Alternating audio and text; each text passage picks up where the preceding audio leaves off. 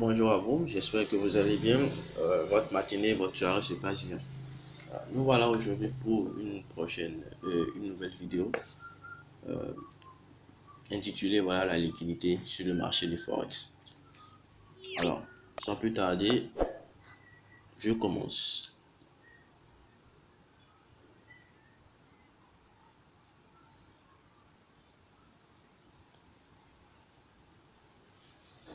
Alors, me revoilà. Euh, Qu'est-ce que la liquidité? Qu'est-ce que la liquidité? Telle est ma question. Alors, pour faire simple, la liquidité, c'est la chasse au stop loss. C'est la chasse au stop loss. C'est comme ça, moi, j'explique ça. C'est la chasse au stop loss. Alors, vous savez que dans le trading, nous avons deux types de traders. Les institutionnels et puis voilà, les retail traders. Voilà.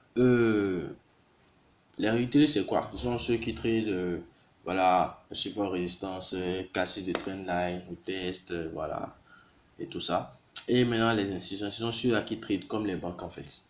Ce sont ceux-là qui tradent comme les banques. C'est-à-dire les zones de supply and demand, voilà, les POI, voilà, etc., etc. Alors, la liquidité, en fait, c'est fait pour piéger les traders sur le marché. Surtout les retail, c'est-à-dire les particuliers, les traders, l'émotionnel, voilà, etc., etc. Alors, pour mieux expliquer la liquidité, c'est quoi? Lorsque les banques veulent acheter, par exemple, sur le marché, les banques veulent buy à un prix donné. Vous comprenez? Lorsque les banques veulent buy à un prix donné, qu'est-ce qu'ils font? Ils vous incitent à prendre des positions de sell sur le marché. Vous comprenez? Ils vous incitent à prendre des positions de sell sur le marché. Et ces positions de sell là, en fait, c'est quoi? Ce sont des liquidités qui prendra par la suite. Donc, prenons un exemple ici. Prenons un exemple. Faisons ceci. Voilà.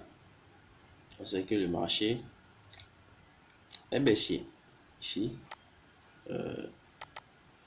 Voilà. On sait que le marché est baissier. À ce niveau, je vais retracer un truc comme ceci.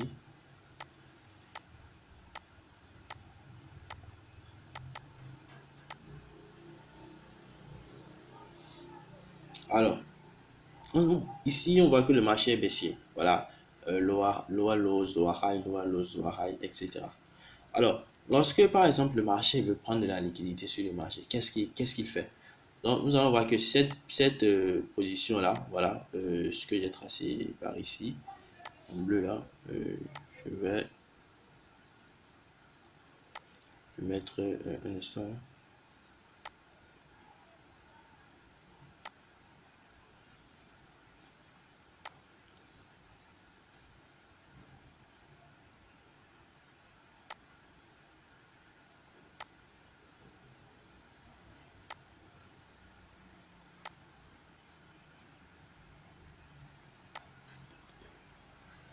Voilà, un instant pour que je puisse raffiner ce que j'ai tracé. Voilà. Donc, qu'est-ce que le marché fait donc ici? Voilà, le marché monte. Et en montant, ça fait des petits high low en lower time frame. Donc, supposons ici, nous sommes en H1, voilà, et en M5 ou bien en M15, voici comment le marché bouge. Alors, la liquidité, c'est quoi? Vous allez voir ici, pour certains traders, ils diront que le marché les a laissé, voilà, des trend lines qui traceront comme suit. Voilà, comme ça.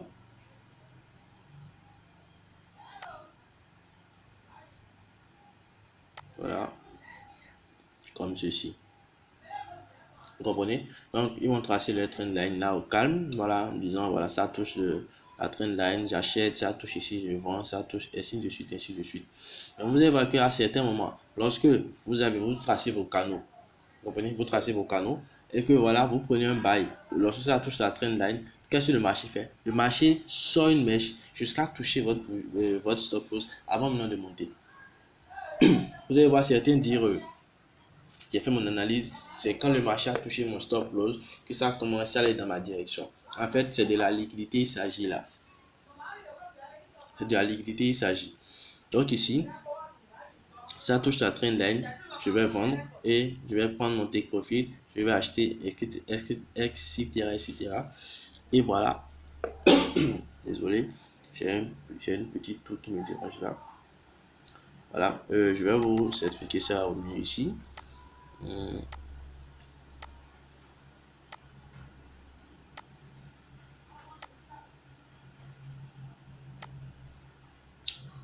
Alors voilà, on va faire comme eux. Ici, on va acheter.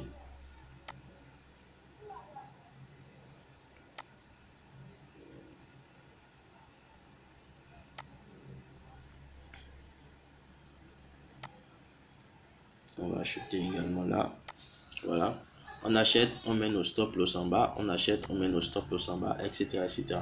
Mais à des moments donnés, supposons par exemple que vous tracez votre trendline et que le marché vient toucher la trendline. Ici par exemple.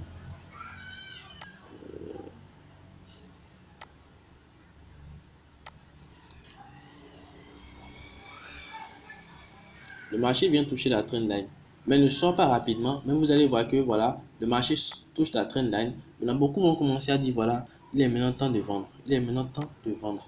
Alors, ils vont placer leur position short, comme ça.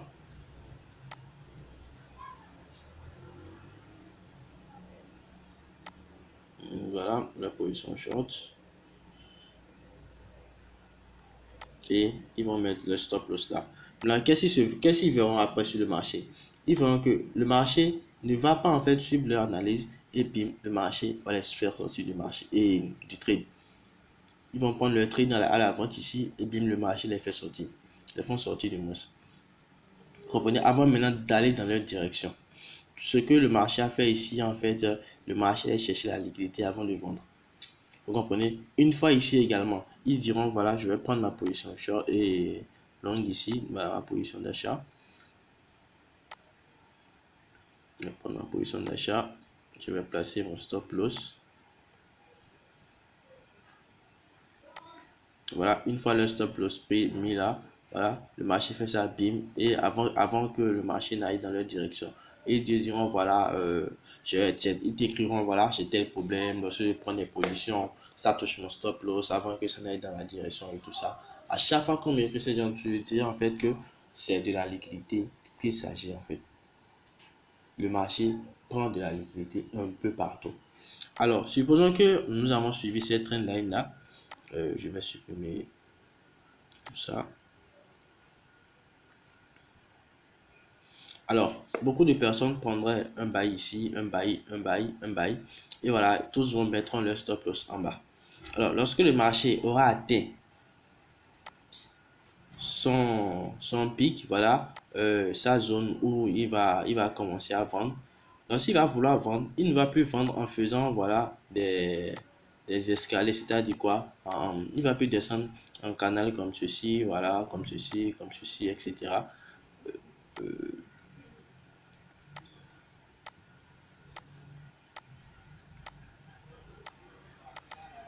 Voilà, il va plus descendre comme ça, mais plutôt comme ceci. Une fois que le marché aura atteint son pic, voilà, lorsque voilà, il va monter comme ceci, son dernier high, alors là, il va commencer à vendre tout d'un coup. Et là, il faut retracer un peu, et voilà, il vend tout d'un coup. Alors cela voudrait dire que quoi? Tous ceux qui auront mis le stop loss là, qui n'auront pas sécurisé, le marché aurait pris tous ceux-là. C'est-à-dire quoi? Le marché aurait pris le stop de tous ceux-là. Alors, si euh, les banques avaient investi, supposons, 10 millions, le marché veut vendre, hein, voilà, les banques veulent vendre, voilà, mais ils vont vous inciter à acheter. Si c'est que la somme des stop loss, ils veulent injecter par exemple 10 millions, et que la somme des stop loss de tous ceux-là qui ont pu passer, tout trader qui prend buy ou sell, voilà, les banques savent. Ils savent où est-ce qu'on met nos stop loss, vous comprenez, et etc. Donc, lorsque la somme des stops des traders qui auront pris la position ici, lorsque la somme des stop loss atteindront les 10 millions de dollars par exemple, c'est en ce moment maintenant que le marché va commencer à changer de direction. Et vous allez voir, il évolue brusquement. Et on voit de longues bougies, sur le marché, on se dit, mais putain, qu'est-ce qui s'est passé? Qu'est-ce qui s'est passé? Voilà, en fait, voilà, c'est un peu la théorie. C'est un peu la théorie. Et mes analyses sont beaucoup plus basées sur ça, la liquidité, etc. Et les zones de supply and demand. Et voilà. Alors,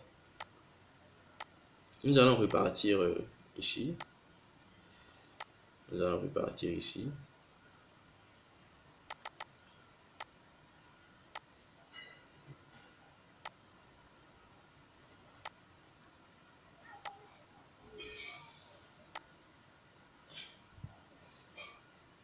Voilà. La liquidité, par exemple, voilà, le marché du forex, c'est du zero-sum game. Vous comprenez? C'est du zero-sum game. Ça voudrait dire quoi? Lorsque quelqu'un est en train de gagner, voilà, quelqu'un d'autre est en train de perdre. Vous comprenez? C'est ça qu'on appelle du zero-sum game. Et c'est un peu comme ça avec la liquidité. Maintenant, la liquidité, en fait, c'est là où se trouvent les stop-loss des retails. Oui, c'est là où se trouvent les stop-loss des retails. C'est là où on dit quoi? Lorsque, par exemple, quelqu'un qui trade du supply et du charting sim des supports et résistance, là, ils placeront le stop-loss, en fait. C'est là où se trouveront les liquidités. Parce que pour eux, c'est quoi? La liquidité va soit ça va se trouver en dessous du support de la résistance, soit en dessous du support. Vous comprenez? Voilà. Les banques ont besoin d'activer les stop loss des retail avant de prendre position sur le marché. Normal. Parce que voilà, les banques ne perdent jamais. L'argent qu'ils injectent, en fait, ils essayent de récupérer tout avant de sortir du marché. Vous comprenez? Ils essayent de récupérer tout avant de sortir du marché. Et c'est en ça qu'on dit que les banques et les grandes institutions ne sont pas en, comment dirais-je, gagnent toujours. Voilà. Les banques et les grandes institutions gagnent toujours. Donc voilà. Nous avons deux types de liquidités. Il y a un qu'on appelle BSL, le Buy Side Liquidity. Le second, c'est le SSL, le Sell Side Liquidity. Voilà, vous allez voir certains dire voilà, Sell Stop Liquidity. Bon, chacun sa manière de voir les choses. Alors, le BSL s'explique par quoi? Nous avons ici une résistance et un support ici. Voilà, le marché touche le support, la résistance, etc.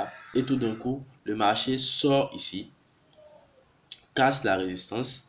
Vous comprenez? Le marché casse la résistance ici. Et tout d'un coup, on voit le marché entre encore à l'intérieur et casse le support et continue la tendance. Vous comprenez? Et continue la tendance. Et là, maintenant, vous allez voir certains dire, voilà, j'ai pris un sell ici. Le marché a touché mon stop loss en haut. Quelqu'un dira, voilà, j'ai vu une cassure de la résistance. Voilà, j'ai atteint le retest. J'ai pris un buy, mais le marché m'a fait sortir. Vous comprenez? Donc ici, vous allez voir, le marché sort comme ça, casse sa résistance et entre une fois à l'intérieur et le marché continue sa tendance. Ça, on appelle des buy side liquidity. Voilà, le marché a cherché la liquidité et a injecté maintenant l'argent. Bon, par la suite, le marché viendra combler ça et maintenant va sortir du marché. Et les banques, disons, reviendront sur le marché, voilà, et sortiront en break-even ici et ils vont quitter le marché. Alors, nous allons voir ici, c'est également ça ici. Nous voyons un high, un low, un high, et bim, le marché casse le précédent high low ici. Vous comprenez? Donc, une fois que ces ordres-là ont été pris sur le marché, ces stop loss ont été pris sur le marché, vous allez voir la continuation. Après, voilà, les banques reviendront fermer leurs ordres ici et ils vont quitter le marché. Et c'est un peu ça également avec le sel. Donc, ici, également, voilà, un BMS ici, un retracement, voilà, pour pouvoir fermer par la suite. Vous comprenez? Donc, voilà, c'est un peu ça du côté de la liquidité. Bon, c'est ce que je peux vous expliquer. Alors, c'est de cette manière, moi, je comprends la liquidité. Alors, comment observer ça en fait sur le graphe?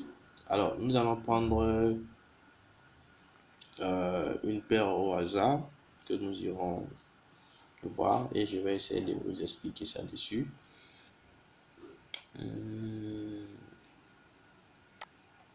Prenons par exemple l'USD JPY. L'USD JPY et je vais lui expliquer ça dessus.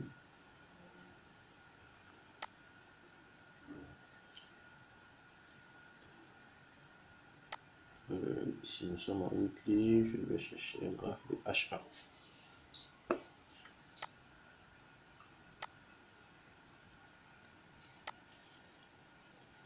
Donc voilà, un exemple palpable ici que nous pouvons voir très bien même. C'est que vous avez aussi les yeux, vous pouvez le voir. Alors, nous voyons ici que le marché nous a donné ici un equal high. Voilà, vous avez vu ici. Vous voyez bien. Donc là, et ensuite, le marché est sorti, le marché est entré maintenant à l'intérieur. Vous voyez, le marché est entré à l'intérieur. Et là maintenant, le marché va aller casser la structure qui se trouve ici. Donc, on attendra un BMS de ce côté si ce n'est pas encore fait. Hein. Voilà.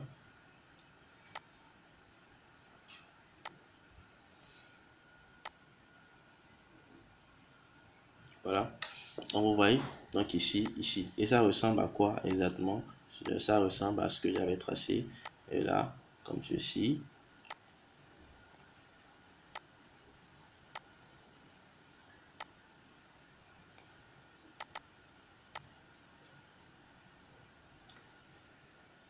Ouais, donc ça ressemble à un truc dans le genre.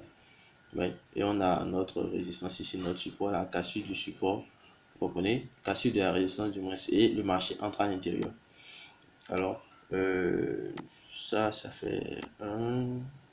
Ce qu'on peut voir. Voilà, ici également, on peut observer encore un autre. Voilà, on a là, ouais, ici un high, un low, un high, un BMS ici. Vous comprenez? Une cassure. Et vous allez voir, vous avez vu la manière dont le marché a cassé. Donc le marché casse violemment. Et après, revient dans la zone et bim. Voilà. C'est ici maintenant, en fait, les banques vont sortir du marché. Vous comprenez? Ici, un BSL ici et le marché retrace, voilà. Casse la structure ici et retrace ici. Et après, il saute. Alors, où est-ce que je vais encore montrer ça? Où est-ce que je vais encore vous montrer ça? Voilà. Allons voir par exemple du sell liquidity.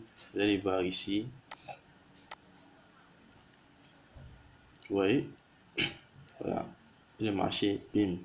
Le marché sort. Par la suite, le marché reviendra combler ces ordres-là et les banques sortiront du marché.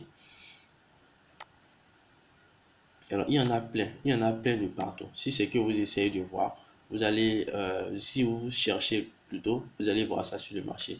Alors, quand je parlais en fait des trendlines que nous traçons et tout ça, alors, ici, explique au mieux en fait ce que je cherchais à dire. Nous allons voir, beaucoup vont tracer les trendlines comme ceci. Alors, ici également.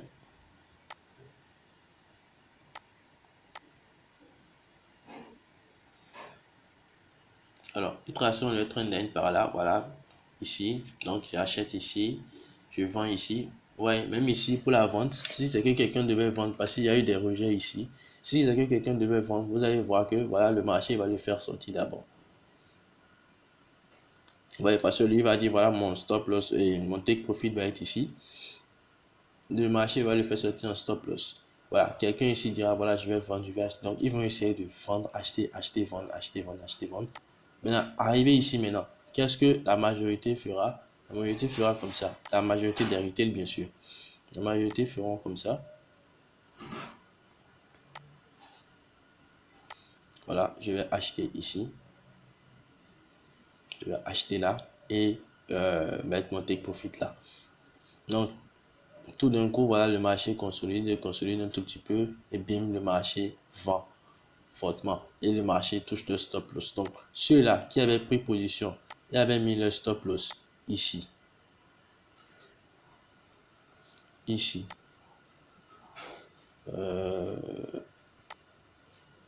ici,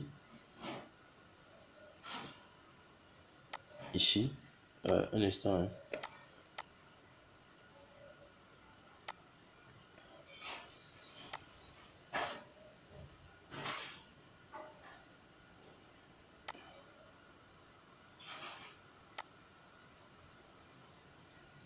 Voilà.